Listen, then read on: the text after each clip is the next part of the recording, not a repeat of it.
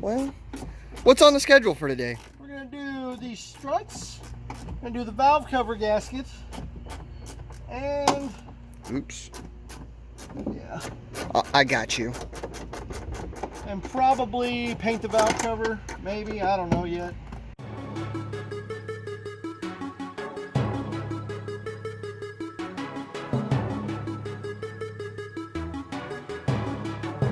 Hey, Driven Daily fans, what do you know? We're back at it again. This time on the silly car once again. Big Joe. What are you doing, Joe? Oh, changing out these 19-year-old deck lid struts. Oh, You know, let's figure we might not want to use a piece of wood to hold this thing up forever. what? You don't like that idea? No, not particularly. Oh. I mean, I live my life one half idea at a time. But that's not one of the ideas I live by. Oh. Well, what's on the schedule for today? We're going to do these struts, and do the valve cover gasket, and Oops. yeah, I got you. and probably paint the valve cover, maybe, I don't know yet. We'll see. So we're just gonna play it by ear. That's it. Guys, what do you think? That looked good. Kind of fits in there nice. That was some unnecessary weight. All right, cool. All right. So we're gonna get these all popped off of here. As you guys saw, super simple, easy. Undo 2 10mm bolts, and then that pops off of there. I don't know that it does. It doesn't. Yeah. Undo. Yep, you gotta undo that screw. Well, that's bigger than my 10 mil. That's a 12. All right, so 12mm screw right there. You guys are done. That's what it is.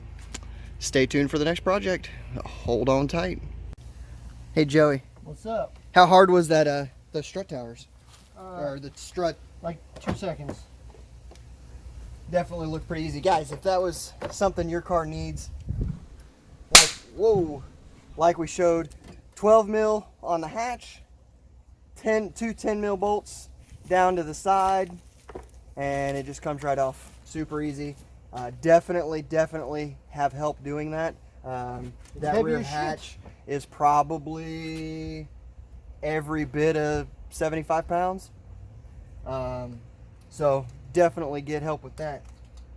Oh. Did we know that we had brand new coils on there? Yeah, he said he did. Oh, okay. He said he had one that was missing, so he just replaced them all.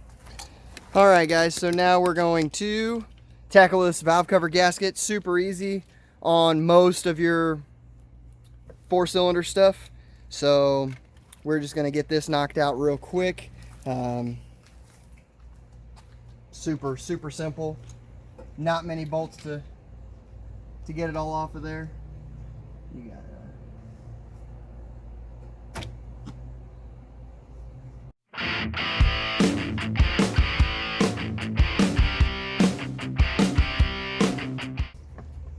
First thing we're running into here, guys, you do have 10 mil and 12 mil, so you'll want both of those. Basically though, on any of your front wheel drive, your 4-cylinder stuff, especially in the import game where it is front wheel drive, everything's up front, super easy to get to. On your valve cover gasket, super common issue as far as leaks and things like that. So once you start getting any sort of mileage and time, it's just a routine maintenance thing. Super easy to change. I think we paid 10 bucks for the gasket. We're probably gonna have 30 minutes or so with getting it off and putting it back on. The hardest part's going to be getting all the oil residue and everything cleaned off. So we went to AutoZone, got a case of brake clean, and we're going to get all that cleaned off. So hold on tight. We'll show you what's up when we get this valve cover off. So, okay guys, so we went ahead. We're probably going to do the colder intake at the same time with this video just because. So any of you guys that haven't seen this before, this was super cool. I worked for Toyota for 2.5 years and seen a couple of these cars, but had never really paid attention. So this little tube right here goes down into the fan shroud and has this piece here on top of it and goes into the cover here and is actually a cooling duct for the ECU. That it's kind of ingenious, really. So I hadn't seen it before, thought it was cool, thought I'd show you guys. All right, so anyway, back to job at hand. So here's your valve cover. Looks like somebody had replaced the gasket. We're going to go ahead and replace it again just because we don't know why it was leaking. We don't know if somebody just didn't do a good job, didn't get it torqued down right. I don't know. I don't know what happened there. But as you can see, everything in here on this engine looks super clean. So oil changes were being done properly. I don't see anywhere that looks like it was leaking past, so maybe it just wasn't clean. Maybe that's not going to be our oil leak. Looks like it might have been at one point in time.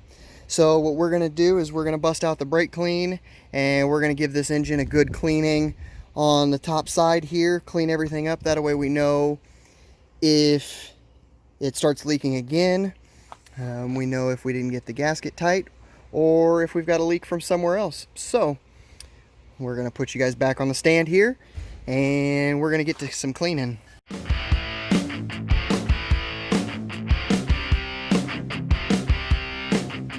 Alright guys, one thing that we did notice while I'm cleaning this off and letting it dry a little bit is that potentially we had some oil leaking down this front side here, which we can see all over the sensors and everything. Looks like the last person to do the oil change did not get the oil cap on correctly. Guys, that is not a difficult task at all. It's a super coarse threaded thing. There's no reason that this oil cap was not on there correctly, but it was not even close. It was cross-threaded on, maybe one thread on there. So potentially that might have been some oil leak. Just be careful, guys, when you're cleaning all this off. I mean, you don't have to be super careful, but don't spray brake clean or water or anything like that directly on a plug. Yes, they are watertight. They are designed to have a little bit of water splashed on them, obviously. The engine is not fully, or engine compartment is not fully sealed off so that it doesn't get wet. So they do have a little bit of room so that doesn't affect anything, but you don't want to spray anything directly on them. So just be careful when you're spraying them that you're not hitting anything directly. But you're not going to hurt anything, guys, as long as you're using some common sense. So let's get back to cleaning this off. I'll show you the valve cover here.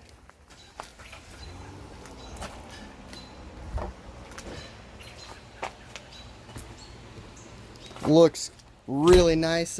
Joey's got it scrubbed up. Somebody had been painting on this table and had a lot of paint, which is now all over my hands. Correct. But as you can see, looks nice and new now. We're gonna keep cleaning up a little bit on it. But yeah, nice, quick, easy job. This is the cleaning is what takes the longest part, but guys, always take pride in what you do. Don't cut corners, especially on a step like this when you're trying to clean something up, make it look good, and bring it back to good health. So we're gonna pause you real quick and we'll get right back to it with fixing up on Project Rice.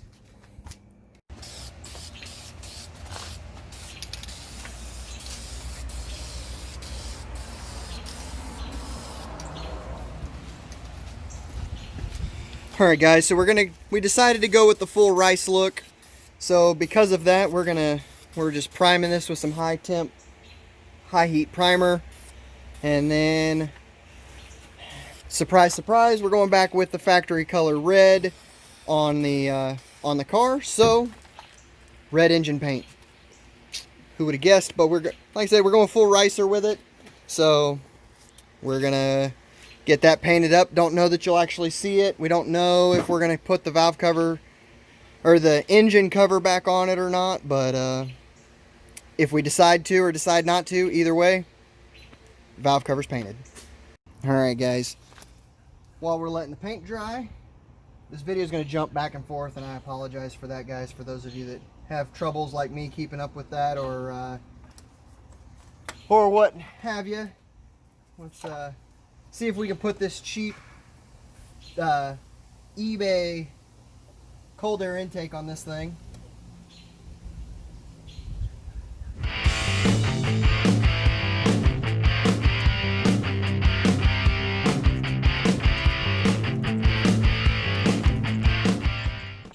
So for those of you guys that are more of a purist style and don't like the eBay parts, if you're if this is your first video with us, just know that we're kind of trying something different on this build and trying to do a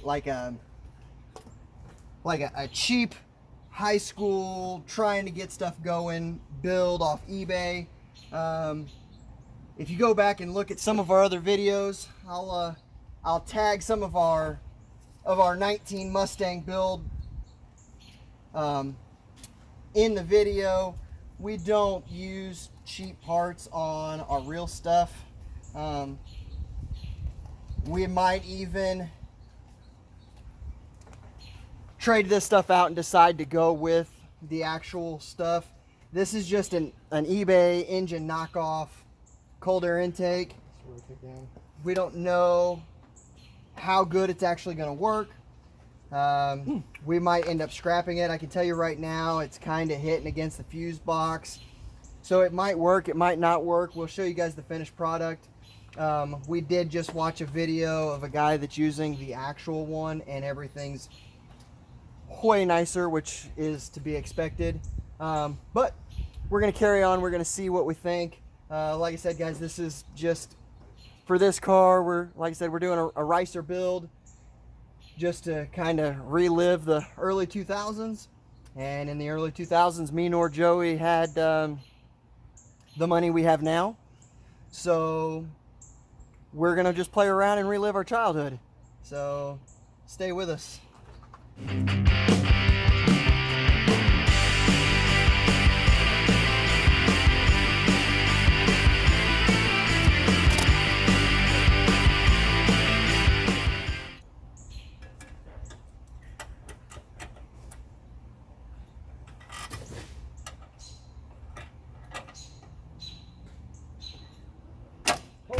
And snapped it.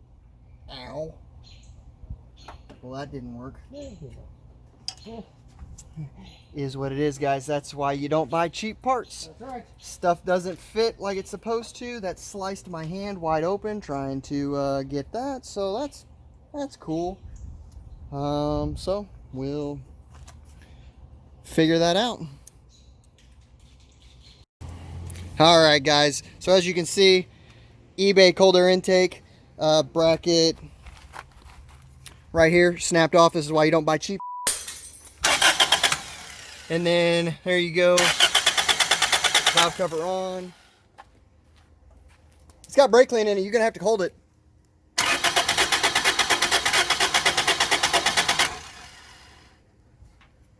Did you plug the spark thing back in? Plug what spark thing back in? For the ignition coils? I didn't unplug them. What are you talking about?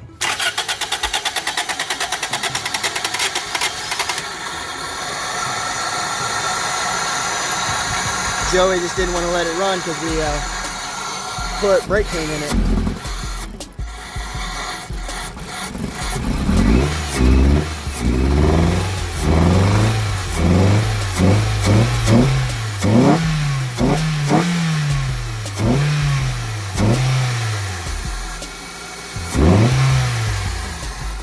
Alright, kind of what happens when you clean your throttle body. Alright, so there you go, guys. Full rice, red valve cover gasket, new spark plugs. We went ahead and did that since we were already there. Cold air intake, and then we'll clean up the mess later. Thanks, guys, for watching. This is your your next update from Project Rice. So we'll see you on the next one.